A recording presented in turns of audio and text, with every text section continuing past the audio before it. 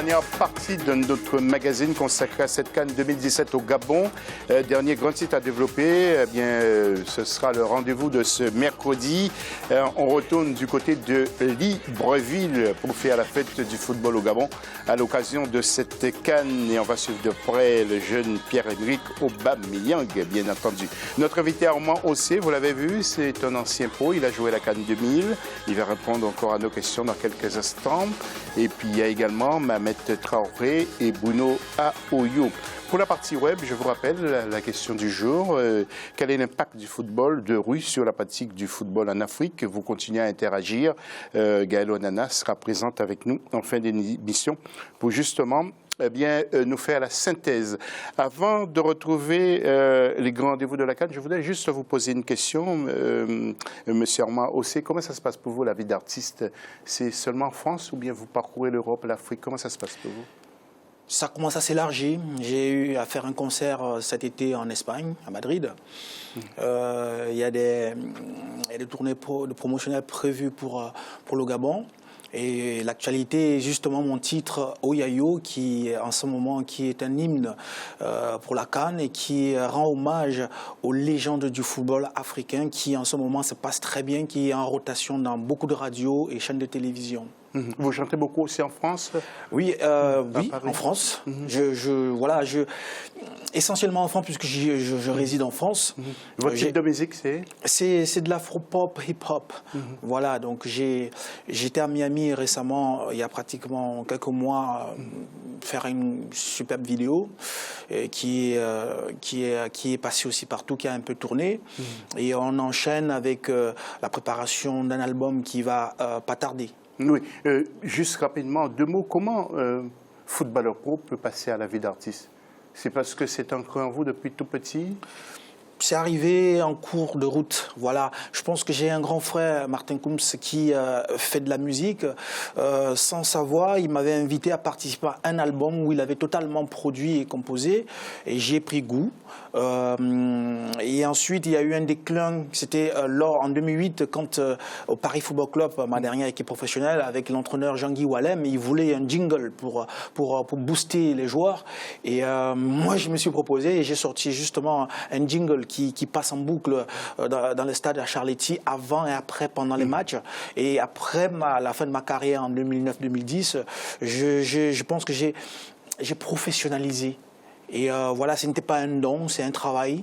J'ai beaucoup bossé, j'ai beaucoup travaillé parce que c'est une passion, tout comme le football. En fin d'émission, je pourrais vous demander de fredonner votre titre ou pas? Oui, bien sûr, je pourrais un extrait, voilà, un a cappella sur un des titres, il n'y a aucun souci, ça va avec plaisir. Eh bien, on fait ça à la fin de l'émission. Les grands rendez-vous de la CAN maintenant.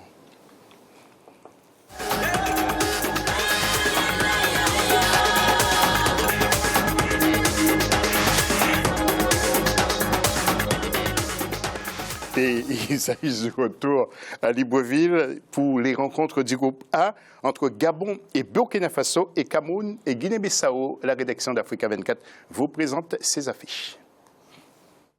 Après une première journée équilibrée dans le groupe A composé du Gabon, du Cameroun, du Burkina Faso et de la Guinée-Bissau qui participent pour la première fois à une phase finale de la CAN, les dés sont jetés dans cette compétition qui se tient pour la deuxième fois en terre gabonaise. Ce mercredi 18 janvier, c'est au tour du Burkina Faso d'affronter le Gabon, pays organisateur. La rencontre s'annonce plutôt serrée au regard de la première sortie des étalons face aux Lions indomptables qui s'est soldée par un score d'un but partout. Face au Burkina Faso, le Gabon devrait tout faire pour élever son niveau de jeu. Elle devrait tout faire parce que ce qu'elle a montré lors de la première journée n'est pas là pour rassurer, face à un pays, la Guinée-Bissau, qui joue pour la première fois la Coupe d'Afrique des Nations. Ça va être un match difficile pour le Gabon, ça je l'avoue, un match hyper important. La compétition se poursuit sur la pelouse du stade de l'Amitié à Libreville dans le groupe A avec la deuxième sortie des sélections. Le Cameroun fera face à la Guinée-Bissau mercredi avec 18 participations à la phase finale de la CAN et 4 fois champions d'Afrique. Les Lions indomptables devront faire plus qu'un nul pour espérer continuer la compétition. J'avoue que le Cameroun sera un sacré client pour la Guinée-Bissau. C'est une équipe jeune qui n'a rien à perdre, mais tout a gagné.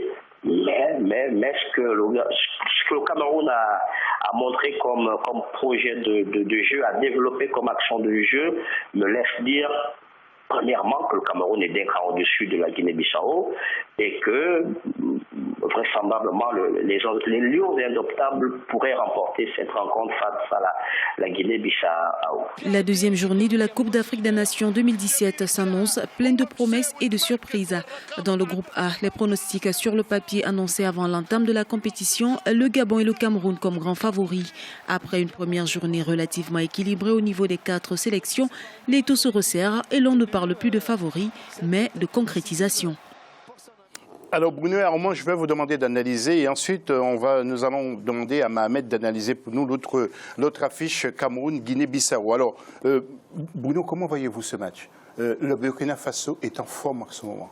Le Gabon joue à domicile. Oui, après moi je trouve que le Burkina Faso a eu tendance à vendanger quand même, a eu du mal aussi à se créer des occasions dans ce match face au Cameroun. Le Gabon est dos au mur. Donc là, ils sont obligés de sortir un résultat, de s'imposer. J'ai été très séduit par Denis Bouanga au premier match, qui fêtait sa première sélection. Vous imaginez, devant cette pression populaire au Gabon, c'était son premier match. Il est décisif puisque c'est lui qui sert Aubameyang pour le 1-0. Donc je pense que le Gabon risque de faire mal au Burkina Faso parce qu'ils sont remontés. Et en plus, leur entraîneur aussi, l'Espagnol Camacho, est quelqu'un de très caractériel. Au Real Madrid, jusqu'ici, qu'il a entraîné, il est toujours craint là-bas. Donc je pense que le Gabon sera très remonté pour faire mal au Burkina Faso. Armand, vous êtes un ancien pro, ce serait un match physique ou pas? Les Burkinabés n'ont pas tendance à jouer physique, trop physique, ni les Gabonais non plus. Hein. Le physique n'a jamais été le style du Gabon. Ouais. Les Burkinabés, c'est vrai, sur le plan athlétique, ils sont là, ouais. Ils sont présents. Le Gabon, je pense, plus doit poser le jeu, doit essayer de produire autre chose que ce qu'on a vu. Et avoir un Aubameyang en forme. Avec Aubameyang, il faut simplement que le jeu, moi je l'ai toujours dit, hein, il faut développer un football qui met en évidence Aubameyang. L'arme fatale du Gabon, c'est Aubameyang. Aubameyang, jusqu'aujourd'hui, dans la configuration, le jeu que nous a proposé le Gabon ne le met pas en évidence. Il va peut-être enfermé par les défenseurs, ils ne vont pas jouer, les Burkinabés vont peut-être pas jouer à 5.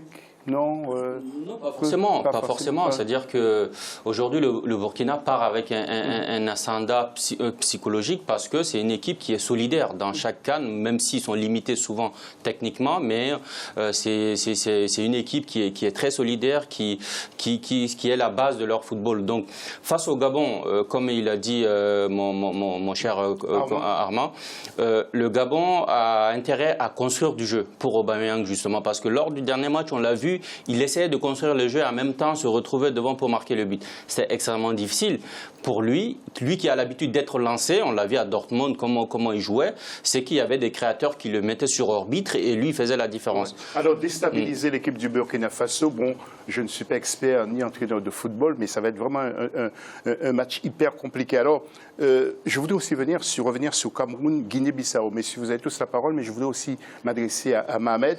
Mohamed, là, les Camerounais, même certains ne font plus confiance aux hommes. Oui, c'est normal parce que le Cameroun, lorsque on entend le mot Cameroun dans le football africain, c'est quand même quelque chose. Mais aujourd'hui, les résultats que cette équipe montre ne sont pas à la hauteur de ce ce peuple peut mériter en matière de football. Mais ce qui est sûr aujourd'hui, le Cameroun doit comprendre tout simplement que le football n'est pas statique, il faut travailler, il faut avoir, quand on regarde la défection d'un certain nombre de joueurs qui n'ont pas voulu aller en sélection, ça en dit long sur cette équipe-là. Maintenant, comme ils sont déjà en compétition, ceux qui sont là, c'est à eux de faire le travail pour satisfaire leur public, mais personne ne va leur donner, faire un cadeau. Bruno ? Oui, moi je pense que le Cameroun devrait se méfier de cette équipe de Guinée-Bissau qui est très bien en place. Il faut souligner le travail de l'entraîneur Bassirou Kandé qui est un local et qui fait très bien son boulot. On ne le souligne pas assez. Son équipe connaît ses qualités et ses défauts. Ils ont bien géré leur match et pour moi même ils auraient même pu le gagner. Après j'émettrais quand même des réserves quant à justement son style un peu trop bien en place parce que je pense que l'attaquant Piketty qui est entré en jeu contre le Gabon aurait dû commencer et j'espère qu'il va commencer face au Cameroun. Quant au Cameroun, c'est une équipe jeune, il faut qu'ils trouvent leur marque, sauf que là, il n'y a plus le temps. C'est le deuxième match. Il faut que le Cameroun soit plus concret dans ses occasions et qu'il ne vendange pas comme on l'a vu au premier match. Vous avez une explication à ça, à cette pas descente aux enfers, hein, bien sûr, du Cameroun, mais ce mauvais passage, justement. Je pense simplement que ce n'est pas une descente aux enfers, c'est un gros mot, ça. Oui, justement, c'est pour ça que je me suis repris d'ailleurs. Je pense simplement que le Cameroun est en phase de transition. C'est tout. Et aujourd'hui, on peut faire un bilan de la première journée. La transition, elle est un peu durée quand même. On peut... Oui, si vous voulez, parce qu'il y a des problèmes extra. Justement, on va parler de défection, certains joueurs. Je l'ai évoqué sur d'autres plateaux, pourquoi du comment. Ce que je pense, il y a deux lectures. Il y a la tanière des Lions, le fonctionnement au sein des Lions. Quand certains joueurs ne veulent plus venir, d'autant plus certains joueurs comme Choupo-Moting, il était là déjà. Il y a d'autres nouveaux joueurs. Mais les joueurs sont restés dans la tanière. Il y a d'autres nouveaux joueurs. Ce que je veux dire, c'est, je vais expliquer un tout petit peu le fait que certains joueurs ne viennent pas, ne veulent pas, ne souhaitent pas venir. C'est qu'il y a deux lectures. Et cette lecture, moi, je pense que, parce que je suis un peu plus proche aussi de cette tanière pour savoir ce qui se passe, il y a le fonctionnement dans cette tanière. Elle fonctionne, il y a un problème de fonctionnement à la tanière. Après, il y a aussi une lecture du côté des institutions professionnelles, des clubs professionnels. Vous savez, ils n'ont pas le droit d'interdire un joueur quand il est sélectionné. Mais moi, je l'ai subi. Hein, moi, je parle en conséquence de cause. On vous fait comprendre que vous devez faire un choix. Et c'est à vous de le dire. Et c'est ce qui s'est passé dans le cas du Cameroun. Mais je vais revenir techniquement par rapport à la transition du Cameroun. Moi, je fais le bilan de cette première partie du championnat de la CAN.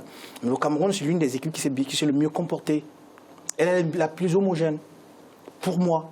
C'est-à-dire que moi, je globalise. Je ne vois pas un seul fait. Je pense que le Cameroun, certes, a concédé un match nul, mais elle a proposé quelque chose. Ouais. C'est intéressant, avec des jeunes. Et le Cameroun manque de maturité. Et comme je l'ai dit, pour la majorité des équipes, c'est le cas pour la majorité des équipes, pour la Côte d'Ivoire, pour toutes ces équipes. Il n'y a plus de ces grands joueurs, de ces leaders, le dépositaire de jeu qu'on pouvait trouver en Côte d'Ivoire avec Yaya Touré, qu'on pouvait trouver avec le Grand Égypte, avec des joueurs de talent qui avaient une certaine expérience. On voit très bien que les équipes se sont renouvelées. Il y a peut-être que le Burkina avec certains anciens comme Kaboré qui sont toujours là, Pitois, mais ils sont entourés de beaucoup de joueurs moins expérimentés, mais ça arrive quand même, ils proposent quelque chose qui... Pour moi, la compétition est très moyenne, du fait de la jeunesse des Ces éloges feront plaisir à ma consoeur Graziella, les éloges que vous avez fait à l'égard de l'équipe du Cameroun. Ça lui fera plaisir parce que c'est une grande supportrice. Un dernier mot, Bruno, rapidement, avant de passer au tableau. Donc on a parlé d'Eric Maxime Choupo-Moting, bon voilà, qui reste à Schalke, qu'il se marie avec Schalke, qui signe un CDI là-bas. Franchement, moi je soulignerais le match de Christian Bassogog, le jeune attaquant qui joue à Aalborg au Danemark. Franchement, c'est pas facile d'entrer dans cette équipe du Cameroun dans ces conditions. Il a fait un très bon match et c'est sur ces joueurs-là qu'il faut miser. C'est l'avenir du Cameroun pour moi, Christian Bassogog. Voilà, nous allons voir le tableau donc, de cette deuxième journée du groupe A avec, je vous l'ai dit, Gabon, Burkina Faso et Cameroun contre la Guinée-Bissau. Vous voyez, donc ma bête, toutes les équipes ont un point. Alors demain les équipes ont une chance inouïe. Le but c'est de gagner. Il faut gagner. Pas d'autre.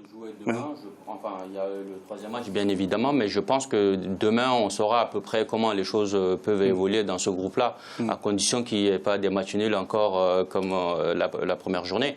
Mais en revenant sur le Cameroun, pour finir là-dessus, c'est dommage à ce niveau-là qu'on ne soit pas capable de dire que le Cameroun est favorite face à la Guinée-Bissau. Donc ça en dit long sur la décadence quand même de cette équipe qu'on est obligé de dire, parce que le Cameroun n'est pas n'importe quel pays de le football africain.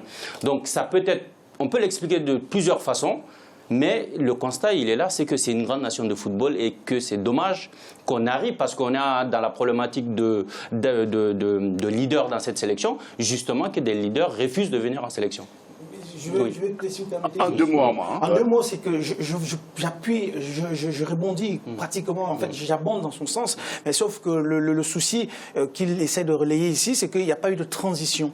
C'est que le Cameroun, c'est une grosse écurie, donc il devrait avoir une politique d'accompagnement de la transition. Ça n'a pas été fait, c'est le problème. Ça dépend aussi des autorités. La stabilité, c'est ce que je dis tout à l'heure. Pas mal de sujets qui se retrouvent aujourd'hui. Oui. Alors, nous profitons bien sûr, Mohamed Ebouno, vous allez le comprendre. Armand, faites-nous entendre ce que votre belle voix, votre acapella. Un petit acapella, puisqu'on est sur un plateau. C'est votre tout dernier album, avant de retrouver Gaël Onana. Je vais interpréter un petit couplet du Oyayo, qui est la chanson pour la CAN, voilà, mais c'est plutôt une partie rappée. D'accord. Ça, c'est le football, donc ça fait... passe-moi la balle, que je dribble, fin de tir, marque le but. J'ai la technique idéale, personne ne m'égale, le public je le régale. Quand je foule la pelouse sous la clame, la foule en délire, je malmène, la défense stresse quand je me ramène. Je zigzag, passement de jambes, surfe sur une vague. 1, 2, 3 petits ponts entre les jambes, j'ai mes vades. Top. Merci. Bruno, je vous demanderai peut-être cet exercice avant la fin de la CAN. Ah non, ne me tuez pas, s'il vous plaît. Bravo. Je n'ai pas ce niveau. C'est le titre. On le passera parce que ça marche plutôt bien et je suis très content. C'est une surprise pour moi et donc ça s'est imposé sur tous les médias internationaux et j'en suis très fier. Ce sera avec plaisir. Vous savez que c'est votre chaîne, Africa 24. Nous allons retrouver Gaël Onana et après ce sera le mot de conclusion. Gaël, c'est à vous pour la synthèse et dites-nous tout simplement, Gaël. Comme vous le savez très certainement, José, ils sont nombreux aujourd'hui, les footballeurs internationaux africains, à avoir démarré leur carrière au sein d'un petit stade de rue, généralement au sein de leur quartier. Et pour nombreux internautes, le football de rue en Afrique serait un moyen, voire l'un des meilleurs moyens, de préparer les futures stars. Car comme nous l'explique Mathurin Ballot, qui nous écrit depuis Yaoundé au Cameroun, en Afrique, les meilleurs talents ont été pour la plupart révélés dans les rues, généralement lors de tournois de vacances. Aujourd'hui, ces jeunes réussissent à intégrer des centres de formation ou alors une chance leur est offerte de devenir des professionnels. Conan Mathurin, qui lui nous écrit depuis Abidjan en Côte d'Ivoire, rajoute à cet effet, c'est la base du football en Afrique, le football de rue. Énormément de professionnels apprennent tout ce qu'ils connaissent de là. D'ailleurs, comme nous le dit Nigel Timban, le football est dans la plupart des pays d'Afrique un espoir pour accéder à une vie meilleure. À travers leurs exploits au sein des quartiers, de nombreux jeunes espèrent pouvoir se faire repérer par de potentiels recruteurs. C'est le principal moteur du football en Afrique. Willy Kembou revient également sur la potentielle relation qui existerait entre la pratique du football dans la rue et les aptitudes qu'auraient certains joueurs d'origine africaine.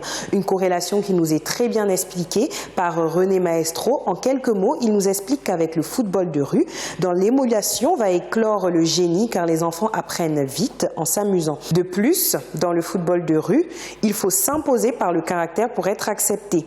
L'enfant finit par développer un mental fort qui lui sera forcément bénéfique au sein des différentes compétitions. Pourtant, Asaf, qui nous écrit quant à lui également sur Facebook, nous dit « Le football de rue a un impact très négatif sur les futures stars de football africain, notamment parce qu'il n'est pas réglementé, il est dangereux, les joueurs jouent dans la poussière, sur des stades qui sont dangereux. Il faut selon lui encourager le développement de vrais centres de formation pour donner vraiment à tous la chance d'accéder un jour à la gloire. » Le football de rue, qui est donc si adulé par certains internautes, serait-il un frein à l'évolution du football en Afrique?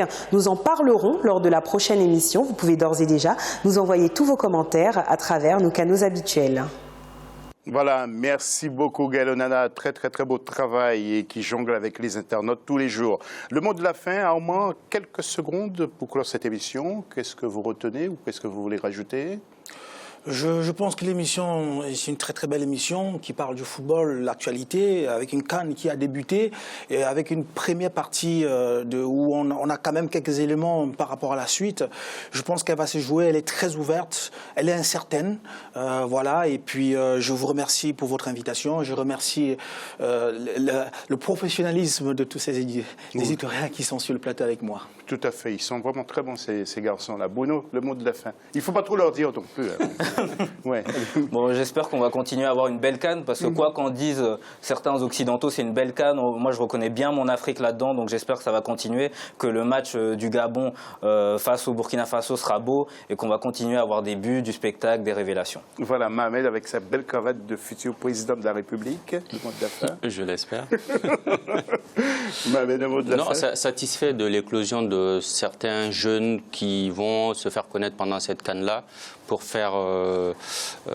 nous faire oublier les stars à la retraite. Voilà. Eh bien, merci, messieurs. Merci à Zeb Kouété. Merci à Michel Kolani, à Oman Ossé, l'artiste ancien pro. Merci à nos éditeurs, Bruno Aoyo et Mabet Traoré. Restez fidèles à Africa 24 et dans quelques instants, d'autres informations sur votre chaîne. À très vite. Salut.